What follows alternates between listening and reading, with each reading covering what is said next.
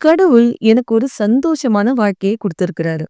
கடவுள் எனக்கு குடுத்திருக்கிற எல்லா விஷயத்துக்கும் நான் நன்றியோட இருக்கேன். என் வாழ்க்கையில எனக்கு கிடைச்சிருக்கிற அத்தன விஷயங்களோடையும் நான் ரொம்ப திருப்தியா, சந்தோஷமா வாழ்ந்துட்டு இருக்கேன். இப்படியெல்லாம் சொல்றவங்க ரொம்பவே கம்மி தான். நெறைய பேரு தங்களுடைய வாழ்க்கையில கிடைச்சிருக்கிற நல்ல விஷயங்கள நினைச்சு திருப்தி அடைஞ்சு சந்தோஷமா வாழறதே கிடையாது. தான் கையில பொக்கிஷமே கிடைச்சிருந்தாலும், அடுத்தவன் கையில என்ன இருக்குன்னு பார்த்து, "அடடா! இது நமக்கு கிடைச்சிருந்தா நல்லா இருக்குமே!" அப்படின்னு திருப்தி இல்லாம வாழ்றவங்க தான் ரொம்ப ரொம்ப அதிகம். அவங்கெல்லாம் தங்களுடைய வாழ்க்கை எவ்வளவு சிறப்பானதா இருக்கு, தான் எவ்வளவு மகிழ்ச்சியா இருக்கோம், கடவுள் எப்படி ஒரு திருப்தியான வாழ்க்கைய குடுத்திருக்கிறாங்க அப்படின்னு உணர்றதே கிடையாது. இப்ப நான் சொல்லப்போற கதை ஒரு கற்பனை கதையா இருந்தாலும், இதனுடைய கருத்து உங்கள ஆழமா யோசிக்க வைக்கும். வாங்க கதைக்குள்ள போலாம். ஒரு காலத்துல ஆப்பிரிக்கா நாட்டுல ஒரு சிறிய கிராமத்துல ஒரு ஏழை மனிதன் வாழ்ந்துட்டு வந்தான். அவன் தினமுமே காலையில எழுந்து ஒரு பெரிய சுத்தியலை எடுத்து கற்களை வெட்டும் வேலைதான் செஞ்சுட்டு வந்தான். வெயிலோ மழையோ பசியோ எதுவா இருந்தாலும் அவன் வேலை செய்யாம மட்டும் இருந்ததே கிடையாது. அப்படி ஒரு கடுமையான உழைப்பாளி. ஆனா அவன் மனசுல ஒரே ஒரு எண்ணம் மட்டும் தினமுமே ஓடிக்கிட்டே இருந்தது. என் வாழ்க்கை ஏன் இப்படியே இருக்கு? நான் மட்டும் ஏன் ஏழையாவே இருக்கேன்? இந்த கேள்வி அவன் மனசுல திரும்ப திரும்ப கேட்டுக்கிட்டே இருந்தது. ஒரு நாள் அவன் வேலை செஞ்சுட்டு இருந்தபோது, அழகான ஆடை அணிந்து குதிரை வண்டியில ரொம்ப மிடுக்கா ஒரு பணக்காரன் வந்தான். அவன பார்த்ததும் இந்த ஏழையுடைய மனசு கலங்கினுச்சு.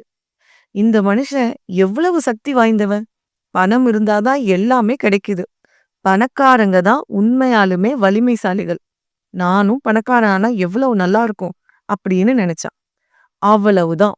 பூம்! ஒரே நொடியில அவன் பணக்காரனா மாறிட்டான்.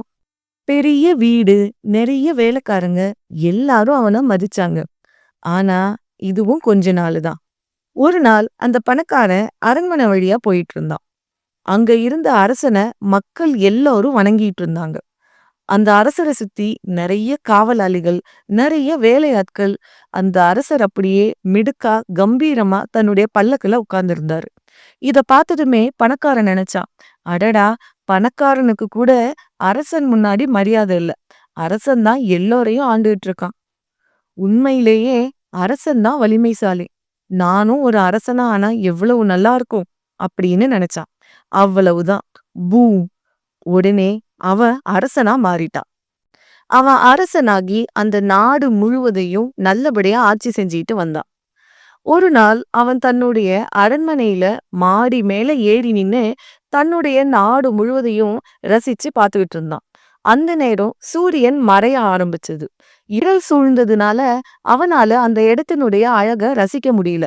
அப்ப அவன் நினைச்சான், என்னை விடவும் மேல இருக்கிறது இந்த சூரியன் தான். சூரியன் நினைச்சா ஒரு பொருள எவ்வளவு அழகாவும் காட்ட முடியுது. அதே நேரத்துல சூரியன் இல்லைன்னா இருளடைஞ்சு அந்த இடமே பார்க்கறதுக்கே முடியாம போயிடுது. அப்போ சூரியன் எவ்வளவு பெரிய வலிமைசாலியா இருக்கணும். அரசன் கூட சூரியனோட வெயிலுக்கு அடங்கத்தானே வேணும். சூரியன் தான் எல்லாவற்றையும் விட வலிமையானது. நானும் சூரியனா ஆகணும் அப்படின்னு நினைச்சான். அப்படி நினைச்ச நொடியே அவன் சூரியனா மாறிட்டான். சூரியனா மாறி உலகம் முழுவதையும் அவன் ஒளிர செஞ்சான். ஆனா திடீர்னு எங்கிருந்தோ ஒரு மேகம் வந்து அவனுடைய ஒளியை முழுவதுமா மறைச்சது. அவன் கோபமா நினைச்சான், என்ன இது? சூரியனை எவ்வளவு பெருசு! அந்த சூரியனையே இந்த மேகம் மறைச்சிடுச்சே!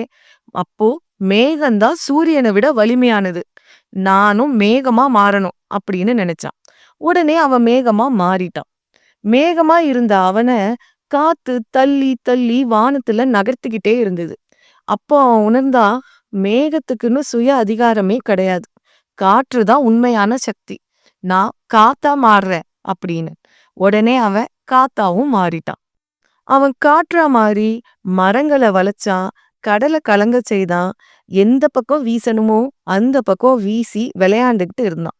ஆனா ஒரு இடத்துல அவனால அசைக்க முடியாத ஒண்ணு இருந்தது. அது ஒரு பெரிய மலை.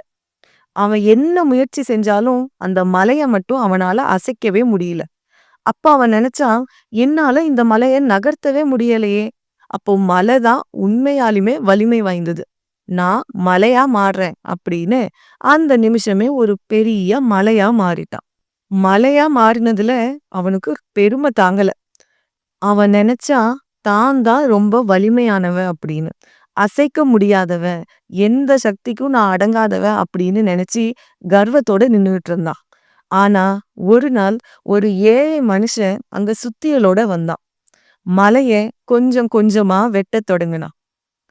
டக் டக் டக்குன்னு அவனுடைய சுத்தியல் வேகமா வேலை செஞ்சது. மலையிலிருந்து கற்கள் ஒடிஞ்சது. அந்த மலையே அதிர்ந்துச்சு. அப்போ அவன் நினைச்சான், என்ன என்ன வெட்ட முடியுதா? யார் இந்த மனுஷன்? இவ்வளவு பெரிய மலையையே அசைச்சிட்டானே அப்படின்னு. அப்பதான் அவனுக்கு தெரிஞ்சது, அது ஒரு கல்வெட்டுபவன் அப்படின்னு. ஒரு காலத்துல இவனும் இதே கல்வெட்டுற வேலையை தான் செஞ்சுட்டு இருந்தான். அந்த நிமிஷம் அவனுக்கு ஒரு உண்மை புரிஞ்சது. சில நேரங்கள்ல நாம் யார் என்பதே நாம் நினைப்பதை விடவும் மிகவும் சக்தி வாய்ந்ததா இருக்கு. பிறராய் மாற வேண்டும் அப்படின்னு ஆசைப்படுறதுக்கு முன்னாடி நமக்குள்ள இருக்கிற சக்தியை நம்ம உணர்ந்தாலே போதும். நம்ம எவ்வளவு வலிமையானவங்க, நம்மளால என்னெல்லாம் செய்ய முடியும், எதையெல்லாம் மாத்த முடியும் அப்படிங்கிறது நமக்குள்ள இருக்கிற சக்தியே சொல்லிடும். அவன் இப்போ திரும்பவும் கல்வெட்டுபவனாவே மாறினான். அவனுக்குள்ள இருக்கிற சக்தியை நினைச்சு ரொம்பவும் பெருமைப்பட்டான். தினமுமே கடின உழைப்பு செஞ்சு தான் வாழ்க்கையில முன்னேறணும் அப்படிங்கிற முடிவுக்கு வந்தான். இப்போ இந்த கதையை கேட்டதுக்கு அப்புறம் நீங்க என்ன நினைக்கிறீங்க?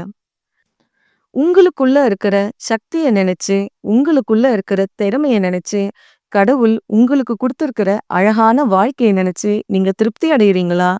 இல்ல யாரோ ஒருவருடைய திறமையையும், அழகையும், வசதியையும் உங்களோட ஒப்பிட்டு பார்த்து நீங்களே உங்களை தாழ்த்திக்கிறீங்களா? இந்த கதையில வந்த மாதிரி மாயாஜாலம் எல்லாம் நம்ம எல்லோருடைய வாழ்க்கையிலயும் நடக்காது. சக்தி அப்படிங்கிறது பதவியில இல்ல. சக்தி ரூபத்துல இல்ல. சக்தி மத்தவங்களா நம்ம மாறுறதுலயும் இல்ல. சக்தி எதுல இருக்கு தெரியுமா? தினமும் நேர்மையா தன்னுடைய திறமையின் மூலமா கஷ்டப்பட்டு உழைச்சு முன்னேறதுல தான் இருக்கு. அந்த திறமை இருக்கிற, கஷ்டப்பட்டு உழைச்சு முன்னேறணும் அப்படிங்கிற எண்ணம் இருக்கிற ஒவ்வொருத்தருமே சக்தி வாய்ந்தவங்க தான். அதனால மத்தவங்களுடைய வாழ்க்கைய பார்த்து உங்களை நீங்களே தாழ்த்திக்க வேண்டாம். கடவுள் நம்ம ஒவ்வொருத்தருக்குள்ளேயும் ஒரு சக்தியை கொடுத்திருக்கிறாரு.